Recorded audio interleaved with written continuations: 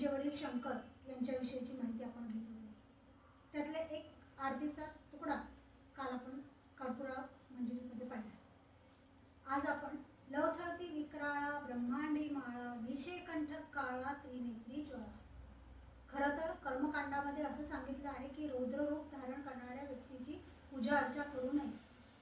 पण अहो साक्षात होम मिनिस्टर करून म्हणजेच पार्वतीकडूनच कालच्या दिवशी आपल्याला याच्यामधून लक्षात आलं की तिनेच त्याला नमस्कार केलेला आहे. जर तिच्याकडून तेवढी जर पार्वतीकडून आलेली आहे तर या लवथळती विक्राळा या रौद्ररूप धारण करणाऱ्या या शंकराचं पहिल्याच याच्यामध्ये कर्मकांडामध्ये वर्णन केलेलं आहे की अमृत मिळवण्यासाठी समुद्र मंथन केलं गेलं.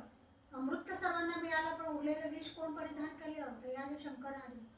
म्हणून याने जे गळ्यामध्ये जे लवथळती विक्राळा अकराळ विक्राळ असा झालेला तो शंकर आणि जेने त्रिनेत्री ज्वाळा तांडव नृत्य सादर करणारा तो शंकर. या तांडव नृत्यामध्येच त्याने त्याचं काय करून दाखवलेलं आहे की स्वतःच जे एक डोळा चंद्र, एक डोळा सूर्य आणि तिसरा डोळा आहे अग्नी, हे तिघही डोळे उघडल्यावरती माणूस तांडव नृत्य करणार नाही तर काय करेल. हे आहे